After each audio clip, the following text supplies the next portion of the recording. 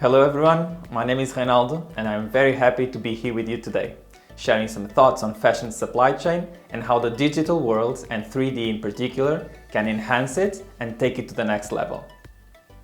Giving you some insight on my background, I'm an industrial engineer raised in a family of manufacturers and exposed to factories all my life. I've been somehow involved in supply chain since I was in university about 15 years ago. I did my master thesis on fashion supply chain, particularly comparing how Inditex and H&M managed theirs. This was a couple of years after fast fashion boomed and completely revolutionized the industry. Although back then the rise of fast fashion was much related to the expansion of a few very well-known brick-and-mortar global brands, it was actually the demand for product that fueled growth, so it is more than fair that we start from there. We can surely agree that fashion is culture and culture is all about human interactions. With the democratization of high-quality internet, the launch of video sharing and social media platforms, fashion demand grew exponentially as a consequence of the increment on human interactions. And so did the industry and its supply chain, both in volume and complexity. This trend is not something that will fade. Human interactions will not decrease. On the contrary, they will continue to grow exponentially. In the beginning, the demand for fast fashion was such that some brands actually didn't have to invest much or at all in marketing and advertising. Combining mass productions in low-cost labor regions with in-season, close-to-market productions, brands made the consumer's dreams come true with diversity and low prices. In this context, supply chain's mindset was driven by offline sales from brick-and-mortar retailers and therefore continuously improved to cater that specific sales channel. Some of the retailers were operating on a more sophisticated version of fast fashion, others on a less agile one, but 99% of them were working on the traditional way of doing things, planning collections with months in advance and having close to zero direct input from ongoing shop floor sales. Uncertainty was dealt with by having big enough retail margins to cover up collection failures, misguesses and misbets. Clothing production doubled from 2000 to 2014. Interesting enough, sales revenue didn't double, and that's because the industry supplied a more diverse and cheaper range of products. The unitary cost of goods sold was on average lower, which required a mindset revolution in terms of product development, production, and logistics. Margins decreased across the supply chain. Lowest price was the holy grail, and volume was king. As with any conversation where fashion is the topic, and in particular the ones where supply chain is discussed, one cannot avoid and should not try to state the harm that has been done to people and nature. I am not going to pitch you the same numbers and facts that you have been hearing over and over again for the past 10 years about fashion's byproducts: waste, overproduction, and massive depletion of resources. As is, the system is not sustainable, and there is a call to arms for engineers and software developers to come and literally save the industry from itself. It is imperative that a new way of producing and supplying the goods demanded by consumers is found, and fast. Technology is the only solution to bring back the system to balance, and the approach must comprise the whole chain and not focus on its most glamorous links, where usually the spotlights are. Having smart mirrors, high-tech shop floors, and digital experiences will not do more than glitter would, unless they are indeed doing what links in the chain do, linking and connecting the chain to valuable and actionable information. The general picture is, fashion has gone from a highly skilled industry of customized products for few, to mass production and accessibility for all, to fast and furious consumption fueled by globalization and the internet. Now, with e-commerce, 3D, APIs, and the first internet native generations, we are on the brink of having new business models booming and putting into question all supply chain paradigms. We are bound to see a surge of digital business models that present themselves as solutions for the problems that rose from the way things were done in the past 25 years. However, these new digital business models are a potential problem for many supply chain stakeholders. So what is new? Which challenges do these new digital fashion business models pose to the industry? What do they fundamentally do different that impacts the supply chain? Uncertainty and, as a consequence, risk are two dimensions of the industry with which fashion brands have made themselves comfortable with, and that have time and time again proven to be too much of a challenge for them to manage. Traditional brands address it by having big markups that ensure enough margin to accommodate the risk they undertake in each collection planning. The result is always waste, leftover, overproduction, missed sales, and low margins for everyone. Short or close to zero return on investment. Digital fashion businesses tend to address uncertainty and risk in a totally different way. Information, in particular consumer information, is considered to be the only real mitigator for uncertainty and the way to ensure lesser risks and better returns on investment. From another perspective, dealing with physical stock of finished products and managing inventory levels is the biggest zero value added operation for a fashion brand. Brands are good at engaging with consumers, increasing awareness, promoting their products and selling them. Every single brand wants to divest from stock ownership and to invest in what actually drives sales. The new digital business models focus on these core activities and outsources the others to supply chain partners. In the past 12 months, we have witnessed a surge of ultra-fast online fashion businesses working on direct-to-consumer or factory-to-consumer business models that run on low or even zero finished goods inventory.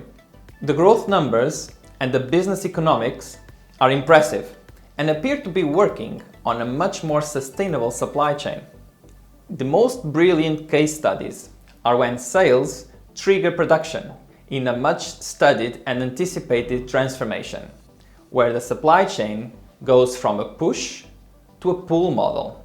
We are seeing the rise of demand chain and the fade out of supply chain, boosted by and made possible through the digital world, digital product creation, and digital product selling. This is more the case of the growth-focused, fast-paced, digitally native brands. For them, it is all about lean, mean, pure pragmatism. You should produce and deliver what consumers demanded and purchased, not your best guess on what that is. To have 100 or even 10,000 t-shirts in inventory does not have any impact on a brand's sales performance. It is merely a liability in the balance sheet. Many hybrid supply models have emerged and derived from this bold and relatively fresh approach to the digital fashion industry. All of them rely on the capacity of turning data collected from consumers into information that all the stakeholders involved in the demand chain can act upon immediately. The end goal to all of these new business models is the same: pack light, grow fast, and have positive return on investment on each client's lifetime. The focus is not only the marginal contribution of each product, but especially the contribution each client will provide to the brand in his lifetime. The name of the game is no longer to anticipate consumers' desires at the lowest cost possible. Supply chain must put those dogmas aside and leave room for the right product at the right time approach that addresses specific consumer needs. Brands, manufacturers, couriers, all of them must supply an item when it was actually demanded for. In these business models, the unitary cost of goods sold is not the sole focus. Price is an issue, for sure, but there are other factors into the equation. To see this happening today on such a relevant scale is a byproduct of the context we are living and the tip point of a much delayed fashion revolution. This new mindset favors vertically integrated companies, regional clusters, or fashion hubs, sophisticated enough to engage brands and consumers under these revised terms. Even the brick-and-mortar retailers are expected to change their mindset and look for alternatives and hybrid models that somehow help them stay in the game. This approach pushes uncertainty from brands to manufacturers. Uncertainty brings risk, and manufacturers will have for sure a different approach to it. Viability for on-demand manufacturing is here. Brands want increasingly more that the chain works and reacts based on the consumer needs. This passes on to manufacturers the need to deal with variability and uncertainty. Factories have to evolve, and so does the whole chain. Brands have found smarter ways to sell, and it is now urgent that the demand chain does too. Manufacturers rely on technology and in industrial engineering to successfully engage with this new paradigm. Production planning and economies of scale are the very foundation of the business economics of a contemporary fashion manufacturer, and they are not forgotten under the rule of the demand chain. However, they need a fresh, new approach to enable a new way of operating. In the same way as it happens in the automotive industry, fashion's production chain has to embrace variability in the processes and plan for them, to have a quick response no matter what the production request is. Myself being an industrial engineer, it would have been impossible to not use this analogy. I'm sure the vast majority of you are familiar with the early days of the Ford production line and how the Toyota manufacturing system revolutionized everything. Today, a far more complex product than a t-shirt or a sweatshirt, such as a car or a motorcycle, that are literally composed of thousands of parts, is produced according to a client's specific needs and requests. Production starts after the client has submitted his request and paid for the order. Yes, it takes months for the client to receive the car he bought. Certainly, we can think of a future where simpler items, such as a t-shirt, have shorter production cycles and delivery times. The whole industry needs to plan in a way that ensures a specific readiness level or service level to be determined by the brand, since it is them who have the ultimate commitment with the end consumer. It might be 5 days or 15 days or even more. It's important for all stakeholders to plan according to an initial sales forecast and in possession of all the product development items and components that are necessary. This will allow for a synchronization and leveling of all the parts involved in the making and delivery of the manufactured goods. This setup has a financial cost that brands have to commit to. In doing so, they are ensuring that when the end consumer sales orders start and production orders are created, Everyone and everything is in place to answer the calling. The critical element is to have every link in the chain coordinated and with a common and clear realization of each one's role and responsibility. This is better achieved if everyone in the chain, brands and suppliers, act upon the same source of information, a source of truth, and uses the same platform to connect and act upon that information. Point of sale and point of production must be digitally connected and synchronized. Doing so will avoid unnecessary interactions regarding production order submission, production status requests, and order shipment confirmations. 100% visibility empowers every stakeholder and provides instant, updated information upon which they can act and fulfill their role in the demand chain. Having the whole chain committed in this way makes the sell-through of each item a KPI that is no longer just a problem for the brand, but shared by all stakeholders. Regardless if it's a pure pull model, or if there are intermediary products, or even small production batches involved, everyone is mindful of how much was sold and that production is according to those actual sales. Production is directly and visibly linked to sales. Everyone is engaged, aligned and driven by the same thing: sales and sell-through. As a sum up, we need to bring just-in-time and quick response methodologies into the fashion industry. All stakeholders must be prepared and react as fast as possible, accepting and taking on variability, engaging with ever-changing consumer trends as business as usual. What we are talking about here is on-demand manufacturing, powered by digital selling, supplied by digital chains. To give you some context about on-demand manufacturing, the on-demand market is expected to reach $112 billion by 2024, growing almost 20% annually.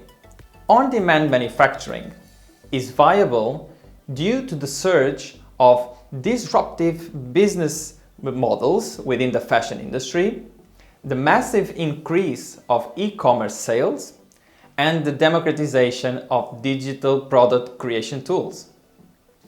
It is a change that needs to happen today to meet the demand trends that we are witnessing, such as consumer centricity, death to fast fashion, customization, and personalization. To fully meet the potential benefits that this transformational moment unlocks, all of the stakeholders must consider the viability of creating, developing, and selling 3D digital products. The traditional workflow and procedures for product development are not suitable for on-demand production, nor for customization or personalization. It cannot accommodate variability and react quick enough to product changes by creators or consumers. One quick practical example. To allow end consumers to choose from 100 different colors of a given product would implicate the need to physically create 100 product variations and do all the photo shooting that enable product display. Another one is the number of interactions that takes creators and manufacturers to sink in and have a clear and common understanding of the product they are creating together. Today's production workflow is vulnerable due to visual inconsistency and unrestricted interpretation from suppliers, resulting in inaccurate sample productions and the need for many product iterations. Going from a 2D SketchUp to the final sample is a creation process that can take months. A great part of it is solely due to the lack of shared understanding of what the product is supposed to look like. Now, with 3D digital product creation and selling, designers can shortcut product development and consumers can engage with their favorite items, adapting it to their needs and preferences. During the creation process, everyone is involved and has a clear understanding of the end product. Visual communication is a massive game changer since it translates ideas into something that everyone, regardless of culture or country, instantly understands. It leads to less physical samples, faster production times, and quicker time to market. With 3D design tools, there is no need to request samples for placing a pocket, sizing a print, or comparing sizes. It creates a more efficient and accurate workflow, saving a lot of time and avoiding redundant work. Even in the era of fast fashion, time to market still is a competitive advantage, and end-to-end digital transformation can squeeze the calendar up to 40%, and the need for sampling up to 70%. This reserves more production capacity and resources to produce finished products. In addition to that, when a design is built from the ground up in a digital form, with a common set of tools and digital assets libraries, time to correct mistakes and do-overs falls sharply. Once the digital pattern model exists and is approved, it can be used for many other styles, shortening even more the product creation and approval lead time.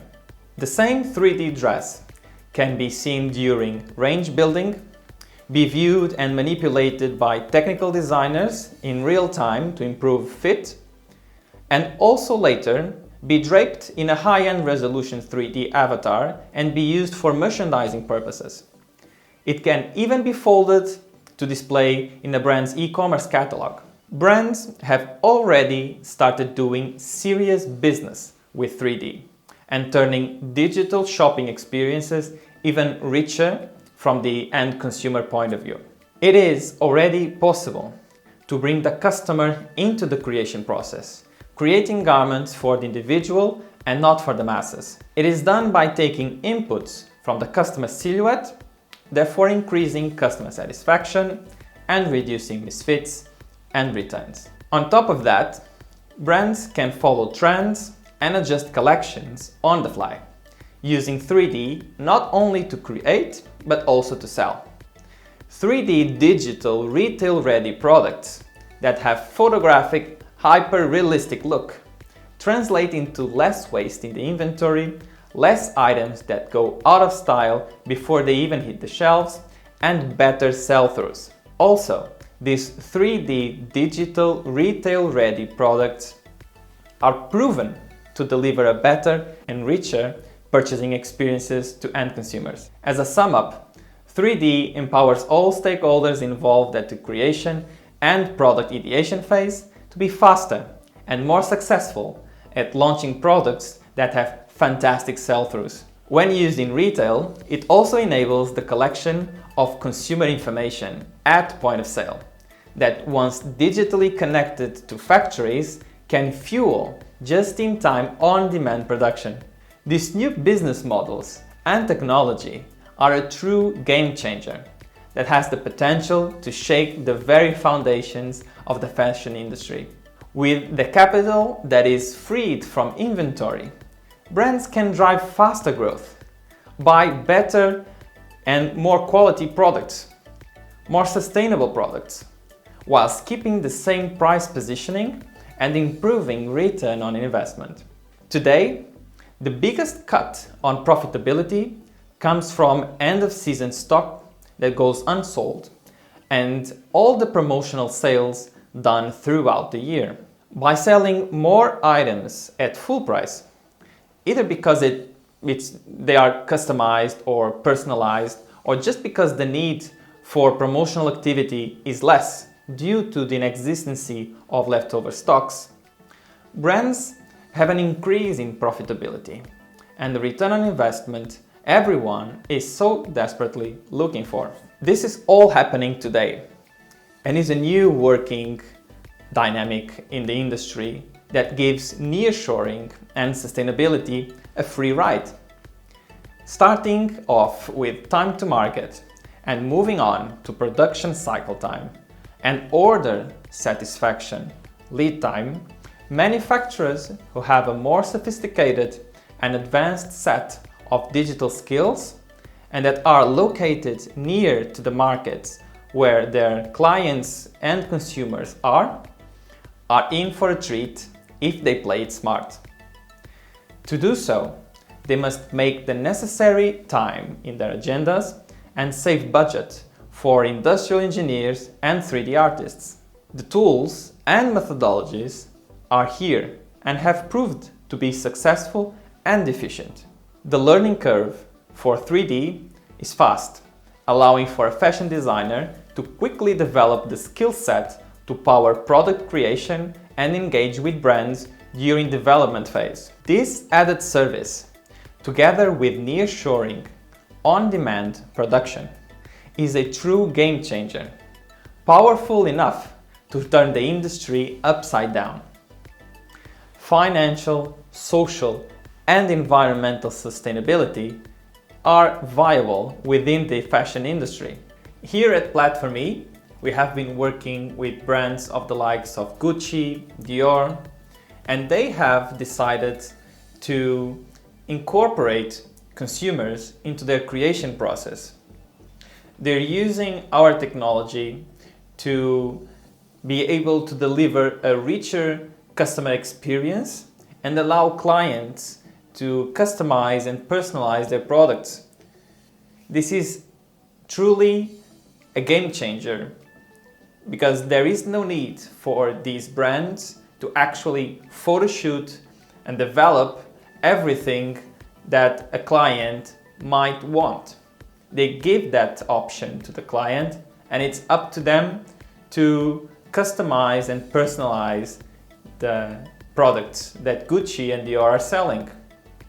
These brands and all the others who are working closely with us, they actually sell first digitally and only afterwards do they produce the physical goods that the client purchased. Another example is this Portuguese sneaker brand we're working with called Diverge.